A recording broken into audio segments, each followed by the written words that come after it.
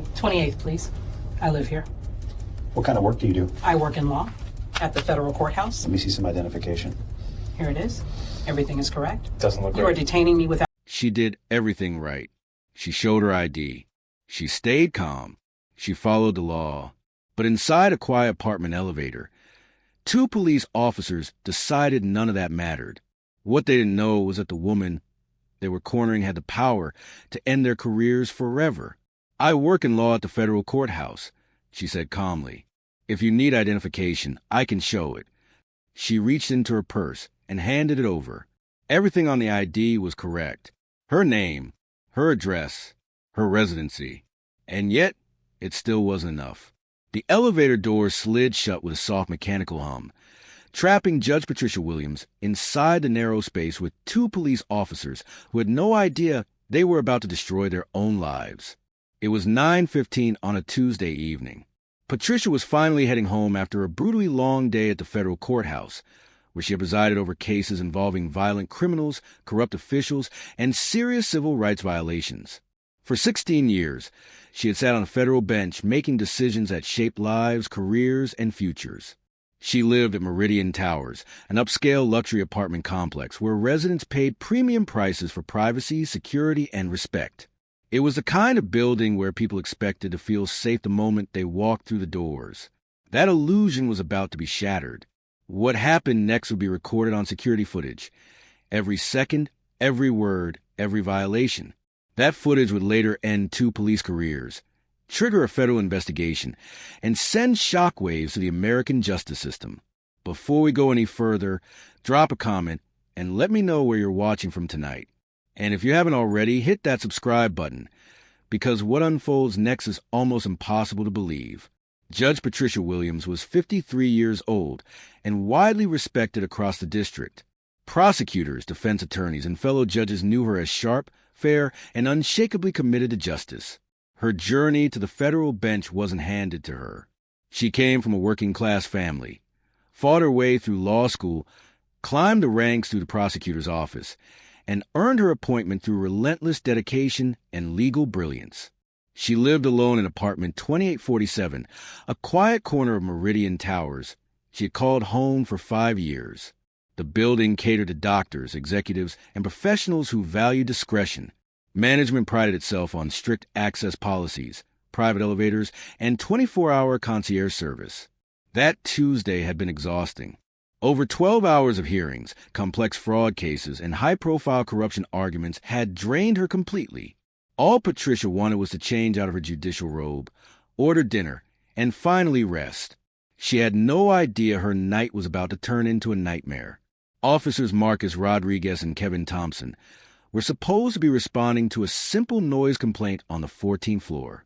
A resident had reported loud music coming from apartment 1426. Building security had tried and failed to handle it themselves. Rodriguez, a 7-year veteran, and Thompson, with 12 years on the force, had handled calls like this countless times. It should have been routine. But everything went wrong the moment they entered the building. The night concierge, David Chun, new to the job and working his 3rd week, misunderstood their question and directed them to the wrong floor. Instead of the 14th, the officers headed to the 28th floor, where Judge Patricia Williams lived. Patricia entered the elevator first, pressed the floor button, and leaned back against the wall. She was still wearing her black judicial robe, choosing to change at home rather than at the courthouse. That robe symbolized authority, respect, and the law itself. Inside that elevator, it meant nothing. Rodriguez and Thompson stepped in just before the doors closed. Their eyes immediately locked onto Patricia. She offered a polite nod, professional, courteous. Neither officer returned it. Instead, they positioned themselves in a way that made the elevator suddenly feel smaller, tighter, threatening. Patricia subtly pressed herself closer to the wall, a defensive instinct she'd learned after years of being questioned in spaces she clearly belonged in. But this felt different. This felt dangerous. As the elevator climbed, Rodriguez broke the silence. "What floor are you going to?" The question made no sense. The button was already pressed. The display clearly read 28. Patricia calmly replied that she lived on the 28th floor and was heading home from work. The officers exchanged a glance, a silent signal that her answer wasn't good enough. Thompson followed up.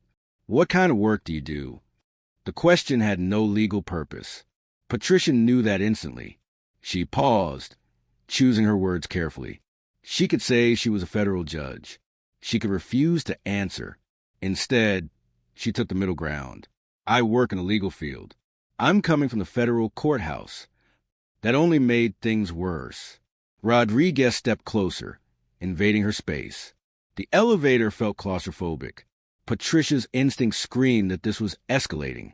Years on the bench had taught her exactly how power abuse begins. Then it happened. Thompson stepped directly in front of her, his badge reflecting the harsh fluorescent light. Let me see your identification, he demanded, claiming building security had reported suspicious activity on the upper floors.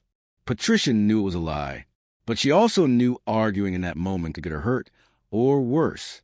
She calmly reached into her purse and handed over her driver's license. Thompson examined it far longer than necessary. He passed it to Rodriguez, who compared the photo to her face like she was a criminal suspect. The ID clearly showed her address, apartment 2847 Meridian Towers. She lived there. That should have ended it. Instead, Thompson pocketed her license. We need to verify your residency with building management, he said. Another lie. Another delay. Patricia instantly recognized the constitutional violations. She was being detained without probable cause. Her ID had been seized illegally. She was being questioned without justification. But she also knew the truth every civil rights case had taught her. Asserting your rights in a confined space with hostile officers can turn deadly in seconds. And the elevator camera was recording everything. Rodriguez suddenly pressed the emergency stop button. The elevator lurched violently and came to a jarring halt between the 22nd and 23rd floors. Patricia stumbled forward, barely catching herself against the wall. In an instant, she realized what just happened. She was now trapped, sealed inside a metal box barely 6 feet by 4 feet, with no witnesses, no escape, and no immediate way to call for help. The power dynamic shifted completely. Thompson wasted no time.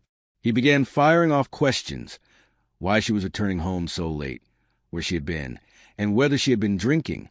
Each question was deliberately humiliating, crafted to strip her of dignity and reframe her as a criminal suspect instead of a federal judge who had just finished serving the justice system. Patricia answered calmly. Professionally, she explained that federal court proceedings frequently ran late, that she had been drafting judicial opinions until just before leaving courthouse.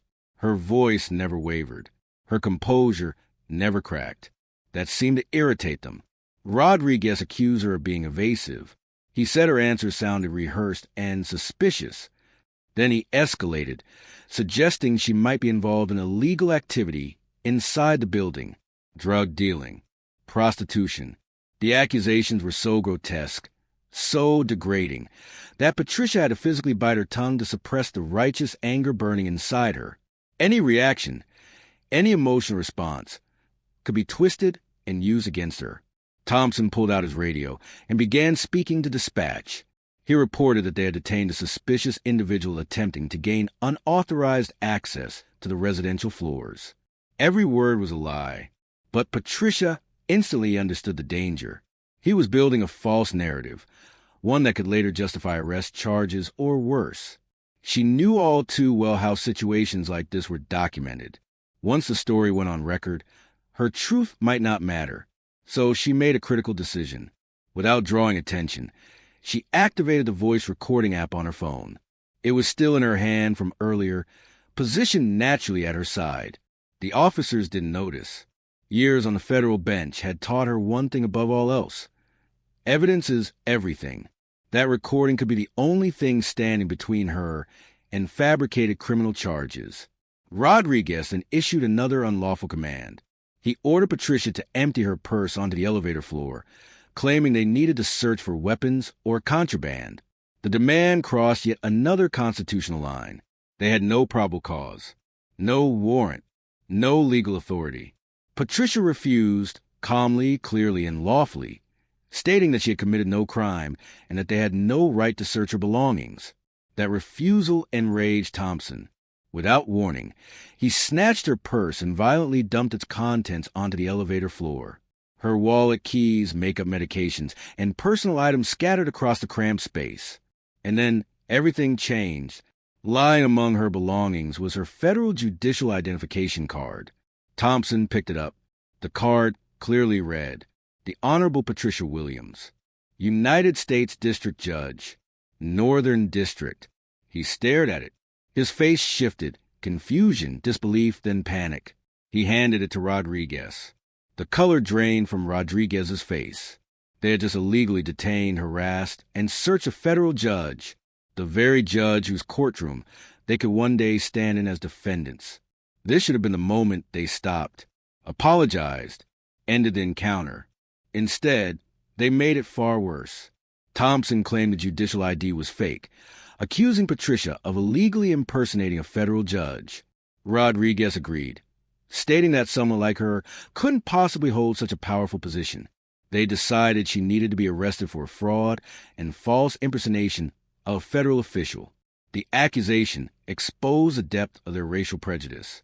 Even when confronted with official proof, they couldn't accept the reality that a black woman could occupy one of the most powerful roles in the American legal system. They would rather invent an elaborate criminal conspiracy than admit they were wrong. Patricia's voice remained steady. She informed them that her detention was illegal. The search was unconstitutional. Their accusations were defamatory. She warned them, clearly, that continuing down this path would lead to federal charges and the complete destruction of their law enforcement careers. They ignored her. Thompson radioed for backup, reporting that they had arrested a suspect for impersonating a federal judge and requesting additional units to transport her to jail for booking. That radio call would later become one of the most damning pieces of evidence in the federal investigation, proof that the officers chose to double down on their misconduct instead of admitting their mistake. Rodriguez finally restarted the elevator, but instead of allowing it to continue upward toward Patricia's home, he redirected it. And that decision would push this case past the point of no return.